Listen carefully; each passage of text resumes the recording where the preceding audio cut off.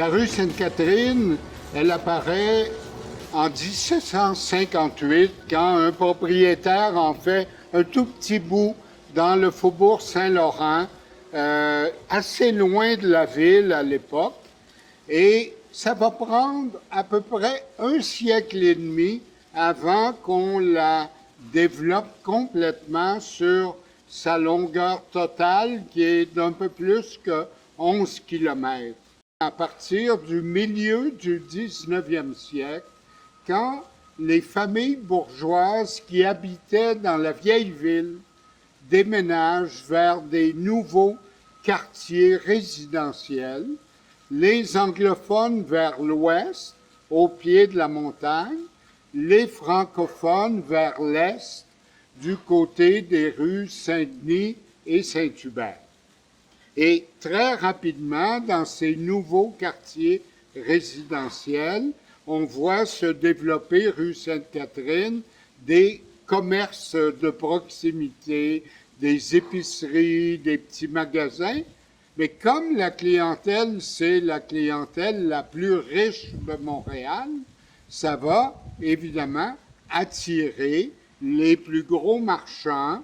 Donc, les marchands vont avoir l'idée de déménager du vieux Montréal vers les nouveaux quartiers. Le premier qui fait ça, c'est M.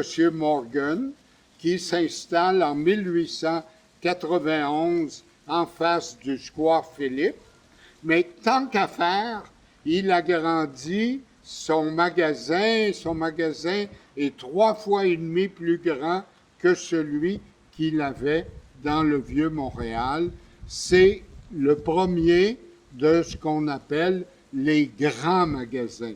Et au début, les grands magasins existent essentiellement pour les riches, les citoyens ordinaires, les ouvriers n'ont pas tellement les moyens d'aller là. Le grand magasin, c'est un véritable palais du commerce, de la consommation. C'est quelque chose d'absolument nouveau. Et à partir de ce moment-là, d'autres commerçants vont déménager vers la rue Sainte-Catherine et la rue Sainte-Catherine va devenir la grande rue du commerce de détail et en particulier la grande rue de la mode à Montréal.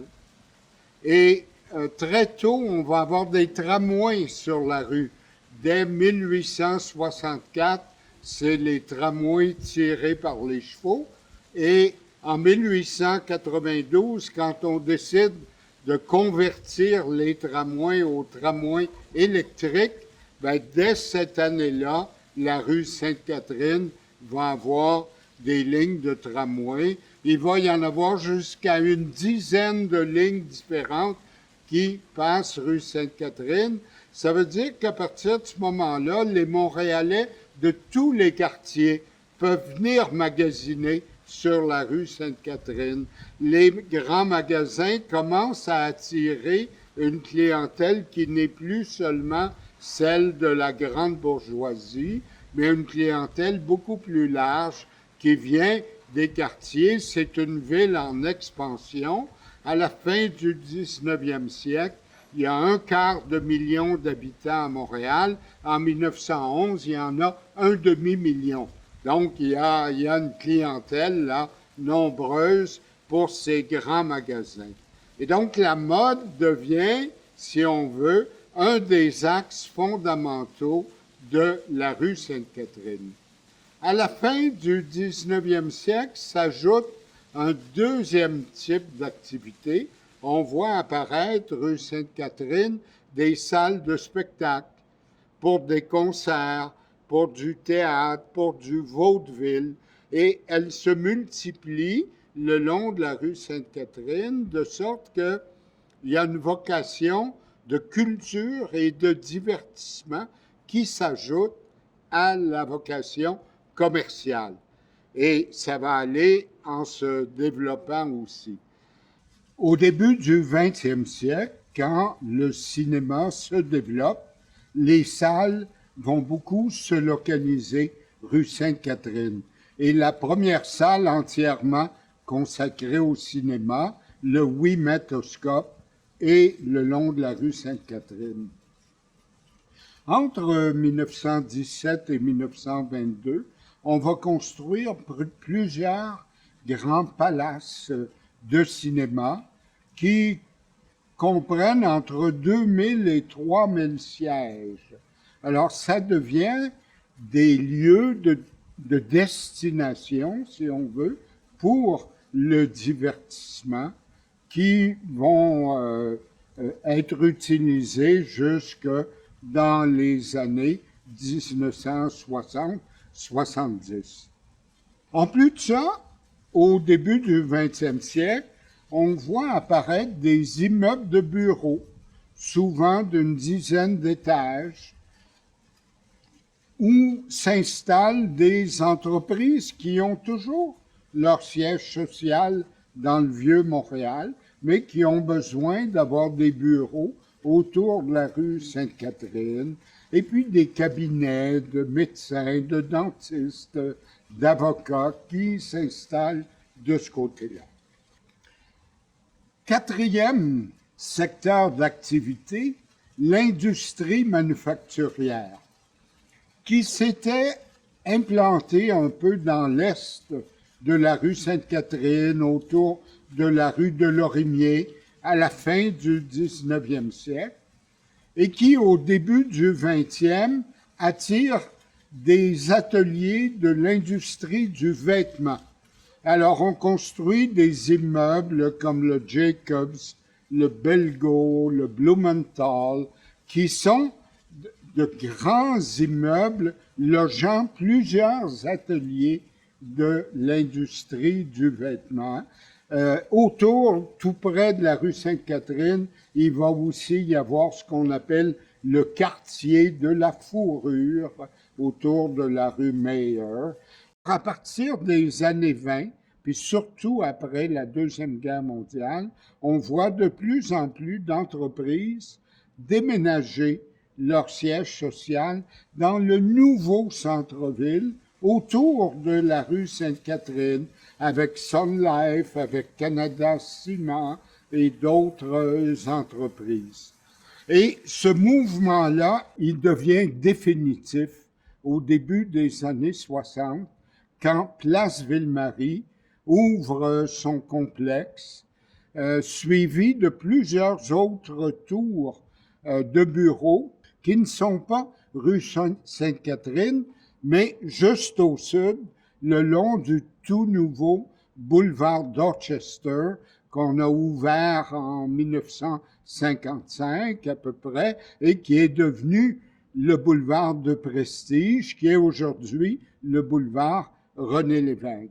Donc, définitivement, à partir des années 60, il y a un centre-ville à Montréal et la rue Sainte-Catherine en est comme le volet commercial, le volet de commerce de détail, le volet de divertissement, de restauration, alors que les bureaux sont plutôt au sud et au nord de la rue Sainte-Catherine. Mais c'est vraiment le cœur de ce nouveau centre-ville.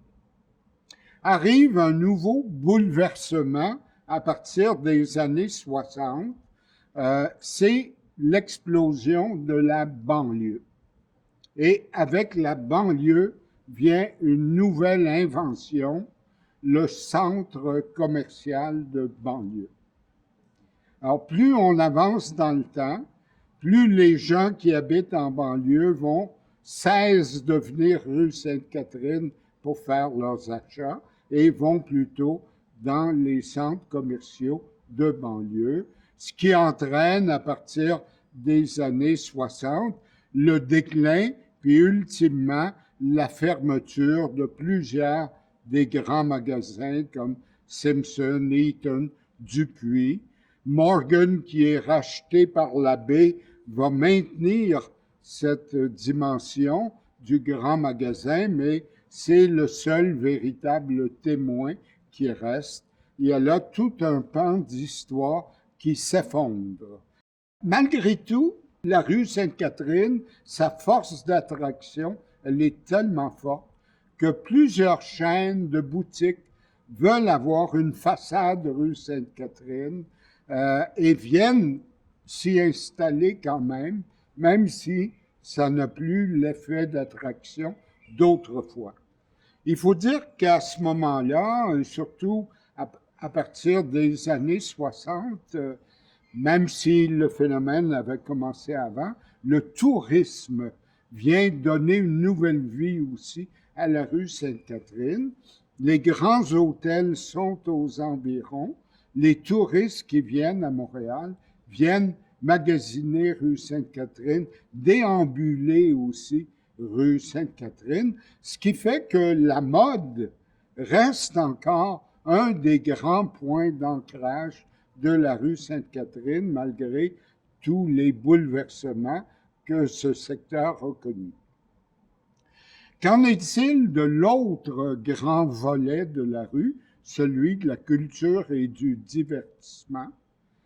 Là aussi, on a l'impression d'une hécatombe parce que les grands palaces de cinéma disparaissent, sont remplacés par des complexes de salles, puis peu à peu s'en vont massivement dans la banlieue, là où le stationnement est plus facile, et le centre-ville et la rue Sainte-Catherine jouent un rôle mineur dans le secteur du cinéma. Mais en même temps, il y a d'autres types d'activités culturelles qui connaissent une expansion.